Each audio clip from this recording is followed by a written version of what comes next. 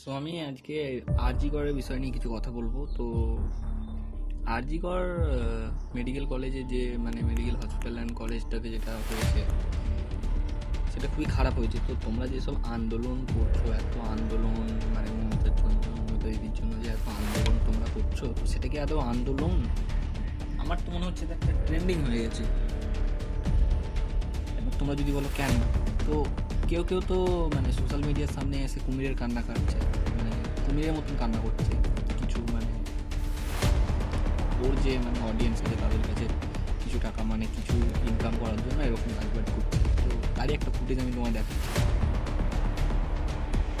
So কেউ আবার নাটক বাজাচ্ছে, এডিটিং করে শাঁখ অ্যাকচুয়ালি বাজাচ্ছে না, বাট তাও এটা দেখাচ্ছে যে হ্যাঁ শাঁখ বাজাচ্ছে। আমি ঋতুপর্ণা, তো চেনো তোমরা সবাই। কেউ আবার বাজাচ্ছে, ঠিক আছে, মানে ওটা নাকি আন্দোলন, গিটার বাজানোটা। তো আবার কেউ আবার তোমার ছবি নিয়ে ব্যাকগ্রাউন্ডে স্যাড সং চালিয়ে নাটক চলাচ্ছে। যে রাজ্যে টাকা দিয়ে পুলিশদের রাখা হয়েছে ধর্ষকদের বাঁচানোর জন্য, সেই রাজ্যে এইসব ফুটেজ তুলে ধরবো না তো আর কি করবো আর। তো ভাবতে পারছো তোমরা তোমরা দেখো তো, এতগুলো পুলিশ আছে যাদেরকে ধরা হয়েছে, তারা ওই ধর্ষকদের বাঁচাচ্ছে, প্রোটেস্ট করছে। যেসব পুলিশরা ওই ধর্ষকদের প্রোটেস্ট করছে তাদের এক একজনের স্যালারি 20 লক্ষ টাকা, আর যার মেয়ে ধর্ষক হয়েছে তো তাকে বলা হয়েছে 10 লক্ষ টাকা দেওয়া। আমরা কোন রানীর রাজ্যে বসবাস করছি সেটা বুঝতেই পারছো। আর খাদ্যমন্ত্রী, স্বাস্থ্যমন্ত্রী, শিক্ষামন্ত্রী, পুলিশ মন্ত্রী, মুখ্যমন্ত্রী সব তো একটাই। তাহলে ও কার কাছে আবার রাস্তায় নেমে বিচার চাইছে? এটা কি যাত্রাপালা হচ্ছে? এটা কি যাত্রাপালার চেয়েও লিমিট ক্রস করে মিডিল ফিঙ্গার দেখিয়ে দিচ্ছে।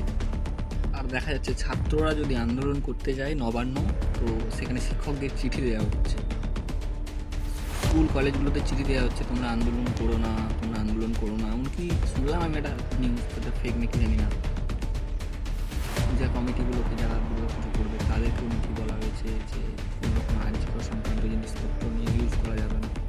তো জানি না এটা কি ফেক, আমি এক জায়গায় দেখলাম তাই বললাম।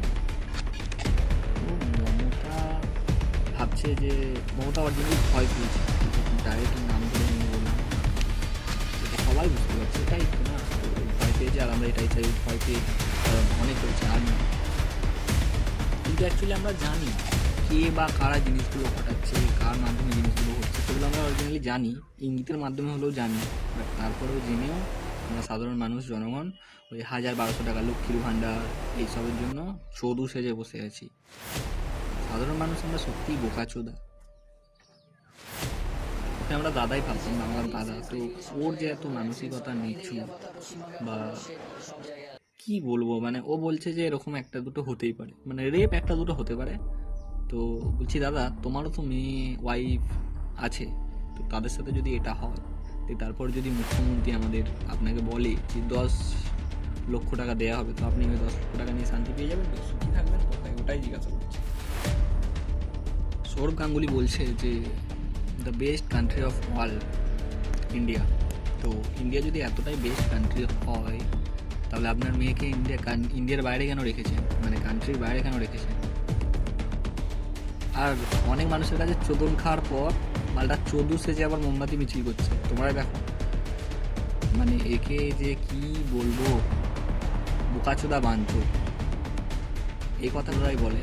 তো আমার মনে হয় এরকম ভালো মুখোশ করে, সৌরভ গাঙ্গুলির মতো মুখোশ করে থাকার থেকে রোদ্দুর রায় হওয়া অনেক ভালো। রোদ্দুর রায়ের মতো 2-4টে খারাপ গাল ফাল দেওয়া অনেক, ঠিক আছে। প্রপারলি আমরা যাকে এতদিন ধরে ক্রিকেটের দাদা মাথায় করে রাখতাম, সে অ্যাকচুয়ালি দাদা না, সে হচ্ছে আমাদের এই কলকাতার গাধা, ঠিক আছে। তো যাই হোক, কিছু বলতে চাই না আমি আর। ও ওখানে একটা ফুটেজ তোমায় দেখাচ্ছি, দেখো। কি জানেন কি করে পঞ্চায়েত চালাতে হয়? আপনি কি স্কুলে কোনোদিনও গেছেন? যেটা বলে সেটা আমি সিগনেচার করি। ওরা চাকরি ওরা চাকরি করছে পঞ্চায়েতে। তো ওনাকে যখন জাজ জিজ্ঞাসা করছে যে কি ব্যাপার, তো তুমি সাইন কোথায় কোথায় করো, বলছে আমি জানি না, আমাকে যেখানে সাইন করতে বলে আমি করে দিই। তো ওদের কাছে এক বিন্দুও নেই, কিন্তু ছুটি ছুটি পয়সা ঘুষের টাকা গাদা আছে, ঠিক আছে, বিদ্যা নেই, পড়ে দেখতে পারবে না যে ওটা কিসের জিনিস, কী জিনিস দেখার ওদের ক্ষমতা। মানে আমাদের দেশের কথা কিছু বলবো না, আমাদের দেশে মানে 15 মিনিট অন্তর অন্তর রেপ কেস, 15 মিনিট অন্তর অন্তর রেপ কেস আসছে। তো আমাদের বাড়ির মা, বোন, দিদি, প্রেমিকা, বান্ধবী, কারোর গার্লফ্রেন্ড, কারোর ঠাকুমা, তো এদের উপর এরকম অত্যাচার চলবে। আমাদের দেশ স্বাধীন হয়েছে আজ থেকে অনেক দিন আগে, কিন্তু মেয়েরা এখনও কিন্তু স্বাধীন না আমাদের দেশে। তাই কারা, আর এই আরজি করের কেসটা ক্লোজ হওয়ার আগেই, মানে যারা দোষী তারা শাস্তি পাওয়ার আগেই এদিকে অন্য জায়গায় আবার রেপ কেস হয়ে গেছে। জায়গার নামটা ঠিক আমার আসছে না, তো আমি জানলে আমি আপডেট দিয়ে দেবো তোমাদের, তো হয়তো তোমরা জানো। ওখানে আবার একটা রেপ কেস হয়েছে, একটা পার্টির নেতা করেছে, পাবলিক আসার পরে আমাকে ছুটি পাঠিয়েছে। এর আগে নাকি এমন অনেক রেপ কেস ছিল। তো কে কার হাতে এই লাটায় আসুন, ওই লাটায়ের দড়িতে আমাদের গলা কেটে যাওয়ার আগেই ধরুন আসুন কালপিটকে, ঠিক আছে। আর যাদের মনে হচ্ছে যে আন্দোলন করবো না, তাদেরকে একটা কথা বলি, ওই মৌমিতা দিদি কী করতে গেছিলো হসপিটালে, মানুষের সেবা করতে গেছিলো। তো মানুষের সেবা করতে গিয়ে সে গিয়ে প্রাণটাই হারিয়ে দিল বেচারা। আর তোমরা ভাবছো যে পায়ে লাগছে, হাতে লাগছে, পেটের যন্ত্রণা হচ্ছে, আন্দোলন করবো না, চাকরি চলে যাবে, 1000 টাকা দেবে না, যদি এইসব জিনিসগুলো ভাবো, তাহলে এটাও ভাববে তোমারও মা, বোন, দিদি আছে, তার সঙ্গে যদি এটা হতো 10 লক্ষ টাকা, তো তাহলে তোমরা হাসতে হাসতে সরকার থেকে 10 লক্ষ টাকা পুরস্কার নিয়ে চুপ থাকবে তো, শান্তি থাকতে পারবে তো? যদি না পারো তাহলে তোমরা আন্দোলনে নামো, সবাই মিলে যোগদান করো আন্দোলনে, এবং নবান্ন চলো, মমতাকে ধরো, ঠিক আছে। আমরা একটাই জিনিস চাই, জাস্টিস ফর আরজি কর।